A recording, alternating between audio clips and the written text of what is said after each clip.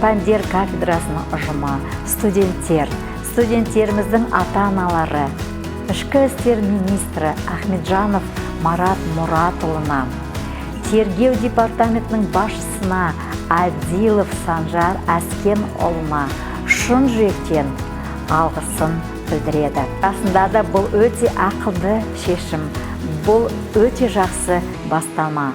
Мен сенемін, болашақта осы студенттер ішкі істер органдарына қызмет атқаруға барғанда адал еңбектерін жасайды.